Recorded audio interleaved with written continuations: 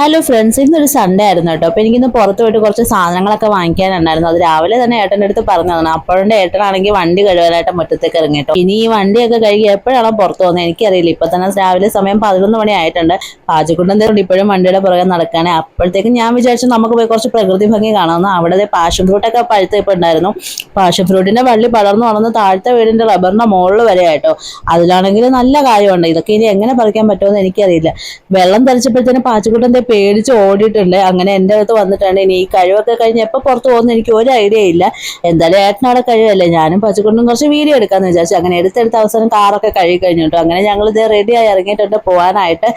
പക്ഷെ റെഡിയായി ഇറങ്ങിയിട്ടും ചേട്ടൻ വണ്ടി തുടച്ചുകൊണ്ടിരിക്കുകയാണ്. അങ്ങനെ ഒരു വിധത്തിൽ വണ്ടിയിൽ കയറി ഞങ്ങൾ ആദ്യം പോയത് എൻ്റെ വീട്ടിലേക്കാണ് കേട്ടോ. വീട്ടിൽ വന്ന് പാച്ചക്കുട്ടനെ ഇറക്കി വിട്ടപ്പോൾ തന്നെ അവന് ഭയങ്കര സന്തോഷമായിരുന്നു. അപ്പൊ ഇതാണ് എൻ്റെ അമ്മ, ഇത് ചേച്ചിയാണ് കേട്ടോ. ചേച്ചി എന്ന് വെച്ചാൽ എൻ്റെ അപ്പച്ചിയുടെ മോളാണ്.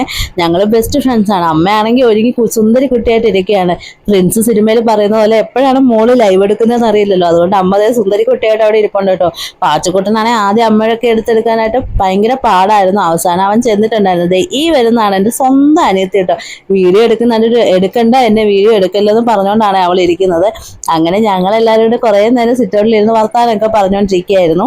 കുറെ നാളിന് ശേഷമാണ് ഞങ്ങൾ എല്ലാവരും കൂടെ കാണുന്നത്. അതുകൊണ്ട് ഞങ്ങൾക്ക് ഒരുപാട് കാര്യങ്ങൾ പറയാനായിട്ടുണ്ടായിരുന്നു കേട്ടോ. പാച്ചക്കുട്ടനാണെങ്കിൽ എങ്ങനെയും മുറ്റത്തൊന്ന് ഇറങ്ങിയാൽ മതി എന്നായിരുന്നു. കാരണം മുറ്റത്തൊന്ന് റോഡിലേക്ക് പോകാൻ എളുപ്പമാണല്ലോ. നടക്കാൻ തുടങ്ങിയ പിന്നെ അവൻ റോഡിലോട്ട് ഓടാൻ ഭയങ്കര ഇഷ്ടമാണ്. അങ്ങനെ ഞങ്ങൾ അവിടെ നിന്ന് കുറേ നേരം വർത്താനൊക്കെ പറഞ്ഞു. ഈ സമയത്തെല്ലാം എൻ്റെ ഏട്ടനാണെങ്കിൽ ഹാളിൽ കിടന്ന് നല്ല ഉറക്കമാണ് കേട്ടോ. അങ്ങനെ ഞാൻ വീഡിയോ എടുക്കുന്ന കണ്ടിട്ട് അവൾക്കും വീഡിയോ എടുക്കാൻ ഒരു കൊതി വന്നെന്ന് പറഞ്ഞിട്ട് അവളിത് വീഡിയോ എടുത്തോണ്ടിരിക്കുകയാണ്. എന്നിട്ട് ഇവിടെ നിന്ന് പറയാണ് കേട്ടോ, നിനക്ക് ഏതെങ്കിലും ഫിൽറ്റർ ഇട്ട് വെച്ചുകൂടെ വീഡിയോ എടുക്കാനെന്ന്. പാച്ചക്കുട്ടനവിടെ ഭയങ്കര പരിപാടിയാണ്. എല്ലാവരും ചെരുപ്പെടുത്ത് കളയുന്നു, എന്തൊക്കെയോ ചെയ്തുകൊണ്ടിരിക്കുകയാണ് കേട്ടോ. അങ്ങനെ ഉച്ചയ്ക്ക് ഫുഡൊക്കെ കഴിച്ചിട്ട് ഞങ്ങളിതേ വീട്ടിലേക്ക് പോവാണ് കേട്ടോ. അമ്മ എന്തേ ഒരുങ്ങി ഇറങ്ങിയിട്ടാണ്. അമ്മയാളെ അടുത്ത ടൗണിലൊന്ന് ഇറക്കാൻ വേണ്ടിയിട്ടാണ്. അമ്മയ്ക്ക് എന്തൊക്കെയോ സാധനങ്ങൾ വാങ്ങിക്കാൻ വേണ്ടിയിട്ടാണ്. പുറകിൽ നിൽക്കുന്നത് ഞങ്ങൾ അപ്പുറത്തെ വീട്ടിലെ ചേച്ചിയാണ് കേട്ടോ. അങ്ങനെ ഞങ്ങൾ വണ്ടിയിൽ കയറി പോവാണ്. ഇനി പോകുന്ന വഴി എനിക്ക് കുറെ സാധനങ്ങളൊക്കെ വാങ്ങിക്കാൻ, ചെരുപ്പ് വാങ്ങിക്കണമായിരുന്നു. അതിനായിട്ട് ഞങ്ങൾ ഫാക്ടറി സെയിലിൽ കയറിയിട്ട് ഒരു ചെരുപ്പ് എടുത്തു. അതിനുശേഷം അവിടെ ഒരു മേള നടക്കുന്നുണ്ടായിരുന്നു. മേളയിലും കയറി എന്തൊക്കെയോ സാധനങ്ങൾ വാങ്ങിച്ചു. പിന്നെ ഞങ്ങൾ ചായയും കടിയും കഴിക്കാനായിട്ട് പോയി. അതൊക്കെ കഴിഞ്ഞിട്ട് വീട്ടിലേക്ക് കുറെ സാധനങ്ങൾ വാങ്ങിക്കാനുണ്ടായിരുന്നു കേട്ടോ. സാധനത്തിന്റെ കൂടെ ഒരു ലോഡ് തലവേദനയും വാങ്ങിച്ചാണ് ഞാൻ വീട്ടിലേക്ക് പോയത്. അപ്പൊ എത്രയുള്ളൂ. Tata, bye bye, see U.